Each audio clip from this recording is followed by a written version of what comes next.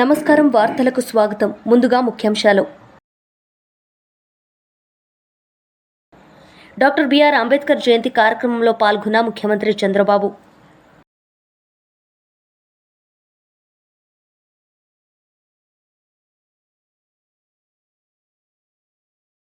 Mandakrishna Madiga media సమావేశం. పలు అంశాలపై వివరణ. డాక్టర్ బిఆర్ అంబేద్కర్ జయంతి కార్యక్రమంలో పాల్గొన్న ముఖ్యమంత్రి చంద్రబాబు నాయుడు ఈ సందర్భంగా ఆయన ప్రసంగించారు. మీకు ఏ సమాజం వల్ల డబ్బులు వచ్చిందో ఆ సమాజంలో అవసరమైన వాళ్ళకి మీరు అండగా నిలబడినప్పుడే మీ జీవితానికి ఒక సార్థకత ఉంటుంది. ఈ విషయం మీరు గుర్తుపెట్టుకోవాల్సిన అవసరం ఉంది. ఆ కార్యక్రమమే ఈరోజు మనం చేశాం. ఒక్కసారి నేను బంగారు కుటుంబాల గురించి మాట్లాడిస్తాను. వాళ్ళ బాధలు చెప్తారు, తర్వాత మార్గదర్శులు చెప్తారు. దీన్ని ఏ విధంగా చేస్తున్నా ఒక ఐడియా ఇస్తాను. బంగారు కుటుంబం నుంచి మన అశోక్ కుమార్ ఆర్ నవీన్ రెండమ్మ, అందరూ రండి. మీరు కుటుంబం అంతా రండి. ఈ పక్క నిలబడుకోండి. మైక్కి బండిళ్ళకి ఎప్పుడు చేస్తున్నా మళ్ళీ చేస్తా. ఈరోజు మిమ్మల్ని చూశాను. నేను చెప్పింది అర్థం చేసుకోవడానికి చాలా సమయం ఉన్నారు. మీరు చాలా మీటింగులో చూశాను. నేను పిల్లలకైతే నేను లాస్ట్లో ఫోటో ఇస్తానంటే మీరు ఫోటో ఇచ్చే వరకు మేము పోమని వెయిట్ చేసే పరిస్థితికి వచ్చారంటే అది వాళ్ళ యొక్క సంకల్పం, వాళ్ళ యొక్క పట్టుదల. ఇదే కానీ మీరు పట్టుదలగా ముందుకు పోతే అనుకున్నన్ని కూడా సాధిస్తాం. ఈరోజు మీరు ఒక్కసారి గుర్తుపెట్టుకోండి, అమరావతి రాజధాని కొన్ని ఇబ్బందులు వచ్చాయి. రైతులు ముందుకు వచ్చారు. 29,000 మంది రైతులు 34,500 ఎకరాలు భూమి ఇచ్చారు. ఇది ప్రపంచంలో ఎక్కడా జరగలేదు. అలాంటిది అమరావతిలో జరిగింది. పోయిన ప్రభుత్వం అన్యాయం చేస్తామంటే పోరాడారు, పోరాడి కాపాడుకున్నారు. ఇప్పుడు నేను హామీ ఇస్తున్నా, ఎవరైతే ఇక్కడుండే అమరావతి రైతాంగం రైతు కూలీలకి న్యాయం చేసే వరకు నేను వారికి అండగా ఉంటానని మరొకసారి ఈ సభ ద్వారా హామీ ఇస్తున్నా. అవసరమైతే వాళ్ళల్లో కూడా ఒక ఇంటికి ఒక పారిశ్రామికవేత్తగా, ఒక ఆంట్రప్రెన్యూర్గా తయారు చేస్తాం. రైతు కూలీలకైతే 5,000 రూపాయలు పింఛన్ ఇచ్చాం. నెలకు 5,000 రూపాయలు ఇచ్చి వాళ్ళు కూడా ఆదుకున్నాం. ఇలాంటి కార్యక్రమాలు ఇంకా చేసి ముందుకు పోతాం. చివరిగా ఒక మాట, మనం ఈ పనులన్నీ చేస్తున్నామంటే ప్రజల కోసం చేస్తున్నాం. అందుకే ఒకప్పుడు నేను కుటుంబ నియంత్రణ గురించి మాట్లాడాను, చిన్న ఫ్యామిలీలు ఉండాలని మాట్లాడాను. కొన్ని చట్టాల్లో మార్పులు తీసుకొచ్చి 2 కంటే ఎక్కువ పిల్లలుంటే స్థానిక సంస్థల్లో పోటీ చేయడానికి అర్హత లేదని నేనే ఒక చట్టం తీసుకొచ్చాను. ఇప్పుడు జనాభా తగ్గిపోతా ఉంది. ఇప్పుడు మళ్ళా నేనే మాట్లాడుతున్నాను, ఏదైతే పాపులేషన్ మేనేజ్మెంట్ అని, కనీసం ప్రతి ఒక్కరికి 2 కంటే ఎక్కువ మంది పిల్లలు ఉండాలి. 2 కంటే తక్కువ ఉంటే ప్రమాదం. దానివల్ల జనాభా లేకుండా పోయే పరిస్థితి వస్తుంది. రేపు కష్టపడినా ఎవరి కోసం కష్టపడతాం అనే ఆలోచన వచ్చే పరిస్థితి వస్తుంది. మీ ఊర్లో కూడా ప్రతి ఒక్క భార్య భర్తను కోరుతున్నా, మినిమం 2 పిల్లలు ఉండాలి. మీకు 3 ఉంటే ఆనందం, ఇంకా ఎక్కువ ఉంటే 4 ఉంటే కూడా సంతోషం. కానీ మినిమం మాత్రం 2 ఉండాలి. అప్పుడే సమాజం శాశ్వతంగా ముందుకు పోతుంది. అన్ని ఏజ్లకు వయసులకు సంబంధించిన మనుషులు ఉంటారు. దానివల్ల మనం రాబోయే చాలా దేశాల్లో తప్పు చేసుకున్నారు. సరైన సమయంలో చెప్పకుండా, ప్రయత్నం చేయకుండా జనాభా తగ్గిపోయి. డాక్టర్ బాబాసాహెబ్ అంబేద్కర్ గారి జయంతి కార్యక్రమంలో పాల్గొన్న కేంద్ర మంత్రి కిషన్ రెడ్డి ఈ సందర్భంగా ఆయన మాట్లాడారు. మనము బండారు వైష్ణవ్ ఫౌండేషన్ ఆధ్వర్యంలో ఈరోజు దత్తాత్రేయ గారి ఆశీస్సులతో విజయలక్ష్మి గారు ఈ బస్తీలో ఏర్పాటు చేయడం జరిగింది. మనకందరికీ తెలుసు, ఈ 2 నాయకులు కూడా దిగ్విజయరామ్ గారు కానీ డాక్టర్ బాబాసాహెబ్ అంబేద్కర్ కానీ ఒక దళిత సామాజిక వర్గాన్ని నుంచి వచ్చి దేశానికి ఎనలేని సేవలు అందించి దేశ అభివృద్ధిలో కీలక పాత్ర పోషిస్తూ పేదలకు బడుగు వర్గాలకు ధైర్యాన్ని కల్పించినటువంటి మహానుభావులు వీళ్ళిద్దరి విగ్రహాలు ఈరోజు మన బస్తీలో ఏర్పాటు చేసుకోవడం అనేటువంటిది చాలా సంతోషం అని చెప్పి ఈ సందర్భంగా నేను భావిస్తూ మరి ఈరోజు మనకందరికి తెలుసు డాక్టర్ బాబాసాహెబ్ అంబేద్కర్ నేతృత్వంలో ఏదైతే మన రాజ్యాంగము మనము రాసుకున్నామో ఆ రాజ్యాంగము అమలులోకి వచ్చి ఈ సంవత్సరము సరిగ్గా 75 సంవత్సరాలు అవుతుంది. ఈ యొక్క 75 సంవత్సరాల భారత రాజ్యాంగ పండుగ, అదేవిధంగా రాజ్యాంగాన్ని నిర్మించినటువంటి డాక్టర్ బాబాసాహెబ్ అంబేద్కర్ జన్మదిన పండుగ. కాబట్టి ఈరోజు చాలా ప్రత్యేకమైనటువంటి రోజు. ఈరోజు భారతీయ జనతా పార్టీ తరఫున కూడా దేశమంతా కూడా కొన్ని లక్షల విగ్రహాలు నిన్న మేము శుభ్రం చేసాం. అంబేద్కర్ విగ్రహాలను మన ముఖ్యమంత్రులు, మంత్రులు, పార్లమెంట్ సభ్యులు, శాసనసభ్యులు అందరూ కూడా ఒక్కొక్క బస్తీకి ఒకరు పోయి బస్తీలలో గ్రామాల్లో ఉన్నటువంటి అన్ని విగ్రహాలను కూడా శుభ్రం చేసి ఈరోజు జయంతి ఉత్సవాలకు, ఈరోజు జన్మదిన ఉత్సవాలకు నిన్ననే తయారు చేసినాం. ఈరోజు పెద్ద ఎత్తున పార్టీ తరఫున దేశమంతా అన్ని గ్రామాలలో అన్ని బస్తీల్లో కూడా ఈ యొక్క జయంతి ఉత్సవాలు నిర్వహిస్తా ఉన్నాం. మనకందరికీ తెలుసు డాక్టర్ బాబాసాహెబ్ అంబేద్కర్ జన్మించినటువంటి స్థలము మధ్యప్రదేశ్లో పుట్టాడు ఆయన. ఆ పుట్టిన గ్రామం మాహు. ఆ పుట్టిన గ్రామంలో కూడా నరేంద్ర మోడీ గారు, మన ప్రధానమంత్రి నరేంద్ర మోడీ గారు వచ్చిన తర్వాత అద్భుతంగా ఆ గ్రామంలో ఆయన సంస్మరణకు సంబంధించి ఆయన జన్మించినటువంటి గ్రామంలో అందరూ వచ్చి చూడడానికి వీలుగా అద్భుతమైనటువంటి కట్టడం కట్టడం జరిగింది. అదేవిధంగా ఆయన నాగపూర్లో దీక్ష తీసుకున్నాడు. ప్రజల కోసం, దేశం కోసం ఆయన దీక్ష తీసుకుంటూ దాని దీక్షా భూమి అంటారు. అక్కడ కూడా అద్భుతంగా మోడీ గారు ప్రధానమంత్రి అయిన తర్వాత డాక్టర్ బాబాసాహెబ్ అంబేద్కర్ దీక్ష తీసుకున్నటువంటి దీక్షా భూమిలో అక్కడ కూడా ఒక మంచి కట్టడం జరిగింది ఆయన జ్ఞాపకార్థం. అదేవిధంగా డాక్టర్ బాబాసాహెబ్ అంబేద్కర్ లండన్లో చదువుకున్నాడు. ఏ ఇంట్లో అయితే చదువుకున్నాడో లండన్లో బ్రిటన్లో ఆ ఇల్లును భారత ప్రభుత్వం నరేంద్ర మోడీ గారు ప్రధానమంత్రి అయిన తర్వాత ఆ ఇల్లును కొనుగోలు చేసి అక్కడ కూడా మరి ఆ యొక్క ఇల్లును మ్యూజియంగా కన్వర్ట్ చేసి డాక్టర్ బాబాసాహెబ్ అంబేద్కర్కు అంకితం చేయడం జరిగింది. డాక్టర్ బాబాసాహెబ్ అంబేద్కర్ గారి జయంతి కార్యక్రమంలో పాల్గొన్న మాజీ మంత్రి కేటీఆర్ ఈ సందర్భంగా ఆయన మాట్లాడారు. ఇలాంటిది వచ్చినా మళ్ళీ అల్టిమేట్గా అందరు రాజ్యాంగం దిక్కే చూస్తారు. రాజ్యాంగంలో పొందుపరిచింది ఏంది, రాజ్యాంగంలో బాబాసాహెబ్ ఏం రాసిండు, దానిలో ఏమున్నది, దాని ప్రకారం ఫైనల్గా దాని ప్రకారమే పోవాలి అనే పద్ధతుల్లో 78 సంవత్సరాల తర్వాత కూడా స్వాతంత్రానంతరం రాజ్యాంగమే మనల్ని కాపాడుతున్నది. తులవమ్మ గారు మాట్లాడుతూ ఒక మాట అన్నారు, ఇవాళ మనందరం ఇక్కడ నిలబడ్డామంటే మాట్లాడుతున్నామంటే అని. బాబాసాహెబ్ కేవలం ఎస్సీ ఎస్టీ రిజర్వేషన్లు మాత్రమే తేలేదు, మహిళలకు ఓటు హక్కు కావాలి అని చాలా దేశాల్లో, అమెరికాతో సహా చాలా దేశాల్లో పోరాటాలు జరిగిన తర్వాతనే మహిళలకు ఓటు హక్కు వచ్చింది తప్ప లేకపోతే సామాన్యంగా రాలే. కానీ భారతదేశంలో మాత్రం అంబేద్కర్ చొలవ వల్ల, ఆయన చలవ వల్ల, ఆయన దయ వల్ల ఏ పోరాటం అవసరం లేకుండా భారతదేశంలో పుట్టిన ప్రతి బిడ్డకు, ఆయన అంబానీ కావచ్చు, అదానీ కావచ్చు, లేక ఒక గరీబోళ్ళ ఇంట్లో పుట్టిన ఒక సామాన్య బిడ్డ కావచ్చు, కానీ అందరూ ఒకటే, అందరికీ ఒక మనిషికి ఒకటే విలువ ఉంటుంది ఓటు అని చెప్పి ఆనాడే రాజ్యాంగంలో పొందుపరిచి మహిళలకు కూడా ఓటింగ్ హక్కు కల్పించి మహిళలకు కూడా ప్రాతినిధ్యం లేకపోతే తప్పు అవుతుందని చెప్పి ఇతర దేశాల అనుభవాలు అధ్యయనం చేసి ముందు చూపుతో వ్యవహారం చేసిన నాయకుడు డాక్టర్ బాబాసాహెబ్. ఇవన్నింటికీ మించి వారు నమ్మిన సిద్ధాంతం బోధించు, సమీకరించు, పోరాడు. నిజంగా ఆ తత్వాన్ని పూర్తి స్థాయిలో ఆనాడు ఉద్యమ పార్టీగా, ఉద్యమ నాయకుడిగా ఆకలింపు చేసుకున్నది, అర్థం చేసుకున్నది, ఆచరణలో పెట్టింది కేసీఆర్ గారు.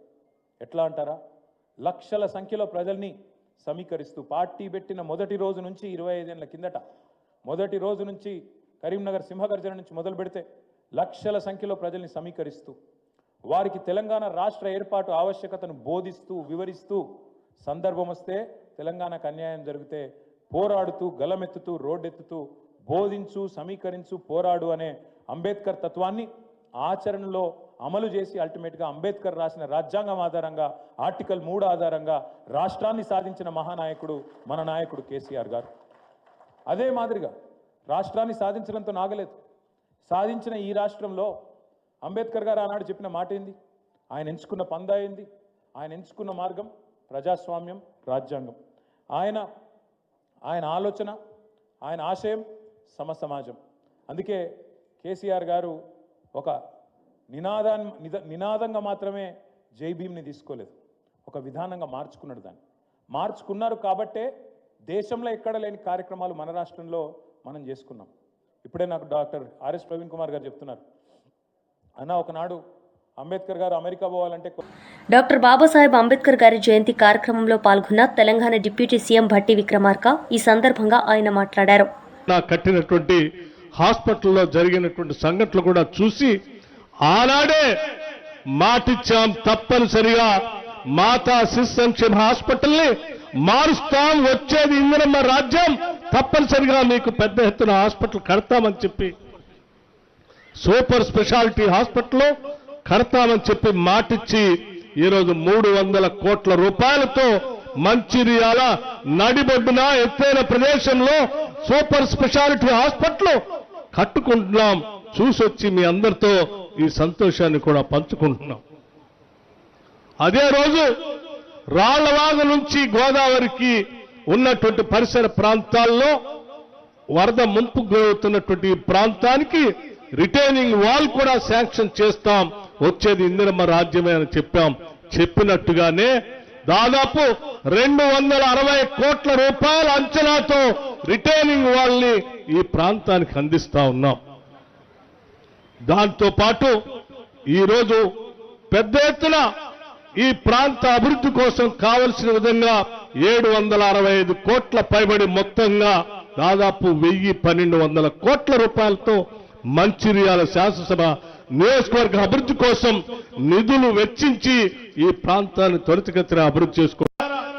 మంచిర్యాల ప్రాంత అభివృద్ధి ఆగదు, ఇది ఆరంభం మాత్రమే. పెద్ద ఎత్తున ఈ ప్రాంత అభివృద్ధి కొనసాగుతుందని చెప్పి మీ అందరికీ మనవి చేస్తా ఉన్నాను.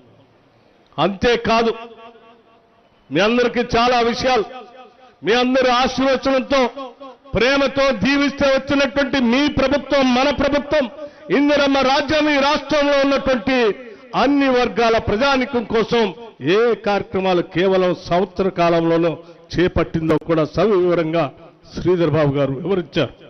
1 కాదు 2 కాదు, ఈ పిల్లల భవిష్యత్తే మనందరి భవిష్యత్ అని చెప్పి ఈ రాష్ట్రంలో young India integrated international residential schools ని బహుశా ఈ భారతదేశంలో ఎక్కడా ఇటువంటి ఆలోచన కూడా రాలేదు. ఒక పాఠశాల ప్రాంగణంలో 25 ఎకరాలకు తగ్గకుండా 200 కోట్ల రూపాయలతో అన్ని వర్గాల ప్రజానికానికి అదే పాఠశాలలో విద్యాబుద్ధులు నేర్పి ప్రపంచంతో పోటీ పడేటట్టుగా పెద్ద ఎత్తున 11,600 కోట్ల రూపాయలతో ఒకటేసారి శాంక్షన్ ఇచ్చినటువంటి చరిత్ర ఈ దేశ చరిత్రలో ఎక్కడ కూడా లేదు. అటువంటి యంగ్ ఇండియా రెసిడెన్షియల్ స్కూల్స్ ని ప్రారంభం చేసుకోవటం కోసం పెద్ద ఎత్తున భూమి పూజ చేసుకొని శాంక్షన్ చేసుకున్నాం. గతంలో ఉన్నటువంటి రెసిడెన్షియల్ స్కూల్స్ లో విద్యార్థులకి కావలసిన డైట్ ఛార్జెస్ 40% పెంచుకున్నాం, కాస్మెటిక్ ఛార్జెస్ ని 200% పెంచుకున్నాం. దానితో పాటు ఈ పరిసర ప్రాంతాల్లో ఆదిలాబాద్ నుంచి మొదలు పెడితే ఖమ్మం వరకు, భద్రాచలం వరకు, కృష్ణా నది పరివాహక ప్రాంతంలో ఉన్నటువంటి అనేక మంది గిరిజన కుటుంబాల దృష్టిలో పెట్టుకొని ఆనాటి సోనియా గాంధీ గారు ఇచ్చినటువంటి ROFR పట్టాలకు సంబంధించి వాళ్ళు సాగు చేసుకోవడానికి ఆనాటి ప్రభుత్వంలో మహిళలను కూడా చూడకుండా గిరిజనులు చెట్టు కట్టేసి కొట్టిన సంఘటనల్ని మేమంతా ఖండించి ఆనాడు వాళ్ళ కోసం పోరాటం చేశాం. అటువంటి అడవి బిడ్డల కోసం తిరిగి మనం న్యాయం చేయాలనేటువంటి ఆలోచనతో ఈ ప్రభుత్వం వచ్చిన తర్వాత ఇందిరా గిరి జల వికాసమని 12,500 కోట్ల రూపాయలతో గిరిజనులు వ్యవసాయం చేసుకోవటానికి అక్కడికక్కడే సోలార్ పంప్ సెట్లతో పాటు డ్రిప్ ఇరిగేషన్, స్ప్రింక్లర్స్, అట్లాగే హార్టికల్చర్ ద్వారా వాళ్ళకు కావలసినటువంటి palm oil plantation, avocado plantation, bamboo plantation తో సహా అన్ని వాళ్ళకి ఏర్పాటు చేసే విధంగా ప్రతి గిరిజన కుటుంబానికి ఈ పథకం అందేటట్టుగా 12,500 కోట్ల రూపాయలతో ఇందిరా గిరి జల వికాసం అనేటువంటి కొత్త పథకాన్ని తీసుకొని వచ్చి గిరిజనుల కోసం ఈ రాష్ట్ర ప్రభుత్వం ముందుకు పోతా ఉంది. అదేవిధంగా ఈ రాష్ట్రంలో ఉన్నటువంటి మహిళలందరినీ ఆనాటి ఇందిరమ్మ ప్రభుత్వం మొదలుపెట్టినటువంటి ఉమ్మడి రాష్ట్రంలో మొదలుపెట్టిన సెల్ఫ్ హెల్ప్ గ్రూప్స్, డ్వాక్రా సంఘాలకు సంబంధించి 10 ఏళ్లు బీఆర్ఎస్ ప్రభుత్వం మర్చిపోతే మేము సంవత్సరానికి కనీసం 20,000 కోట్ల రూపాయలతో వడ్డీ లేని రుణాలను తిరిగి వాళ్ళందరికీ ఇచ్చి కనీసం 1 కోటి మందిని కోటీశ్వరులుగా చేయాలి 5 సంవత్సరాల్లో అని చెప్పి టార్గెట్ పెట్టుకొని ఈ 5 సంవత్సరాల్లో 1,00,000 కోట్ల రూపాయలు మందకృష్ణ మాదిగ మీడియా సమావేశం నిర్వహించారు. ఈ సందర్భంగా ఆయన మాట్లాడారు. డాక్టర్ బాబాసాహెబ్ అంబేద్కర్ రిజర్వేషన్లు సాధించిన క్రమంలో రిజర్వేషన్ ఫలాలు అన్ని కులాలకు దక్కాలని కోరుకున్నాడు. కానీ ఆ మహనీయుడు కోరుకున్నట్టుగా ఈ దేశంలో ఉండబడే 1100లకు పైగా ఉండబడే దళిత కులాలకు వారి వారి జనాభా దామాష ప్రకారం రిజర్వేషన్లు దక్కలేదు. కానీ ఈరోజు తెలంగాణ రాష్ట్రంలో ఎస్సీ రిజర్వేషన్ల వర్గీకరణకు సంబంధించి జీవో నంబర్ 33 రావడం జరిగింది. అంటే డాక్టర్ బాబాసాహెబ్ అంబేద్కర్ పుట్టిన రోజే ఇవాళ ఆయన కోరుకున్న సామాజిక న్యాయం, ఆయన కోరుకున్న దళిత వర్గాలకు అందరికీ న్యాయం జరగాలని కోరుకున్న అంశం ఈరోజే నెరవేరడం అనేది 30 ఏండ్ల పోరాటం సుదీర్ఘ కళ అవుతే ఈరోజు జీవో రావడం అనేది డాక్టర్ బాబాసాహెబ్ అంబేద్కర్ ఆశించిన ఆశయం ఆయన జన్మదినోత్సవం రోజే తెలంగాణ రాష్ట్రంలో నెరవేరడం అనేది చాలా గర్వంగా ఉంది. ఈ పోరాటంలో అసలు బాసిన అమరులు ఈ జీవో నంబర్ 33 చూసి ఎక్కడున్నా వాళ్ళ మనసు ఉప్పొంగిపోతుంటుంది. ఈ నేపథ్యంలో షెడ్యూల్ కులాల వర్గీకరణ విషయంలో సాధించినందుకు అతి త్వరలో లక్షల డబ్బులతో హైదరాబాద్లో మహాప్రదర్శన చేస్తాం. ఇక రేవంత్ రెడ్డి గారి ప్రభుత్వమే తేల్చుకోవాలి మాకు పర్మిషన్ హైదరాబాద్లో ఇస్తారా ఇవ్వరా అని. ఎందుకు నేను ఈ మాట మాట్లాడుతున్నానంటే వర్గీకరణ అమలు జరగాలని చెప్పి కోరుతూ డిమాండ్ చేస్తూ 1,00,000 డబ్బుల కార్యక్రమాన్ని మేము ప్రకటించినప్పుడు మాకు పర్మిషన్ ఇవ్వకుండా మా ప్రదర్శన జరగకుండా చేశారు. ఇప్పుడు ఏమి డిమాండ్తో కూడిన 1,00,000 డబ్బుల ప్రదర్శన జరగదు. 30 ఏండ్ల పోరాటం సాధించిన ఫలితాన్ని దృష్టి పెట్టుకొని 1,00,000. వార్తలు ముగించే ముందు ముఖ్యాంశాలు మరోసారి. డాక్టర్ బిఆర్ అంబేద్కర్ జయంతి కార్యక్రమంలో పాల్గొన్న ముఖ్యమంత్రి చంద్రబాబు.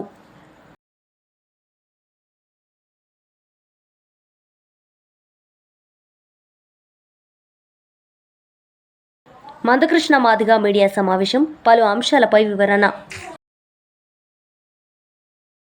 ఈ వార్తలు ఇంతటితో సమాప్తం. తిరిగి ప్రసారమయ్యే వార్తల్లో మళ్ళీ కలుద్దాం. అంతవరకు సెలవు. నమస్తే.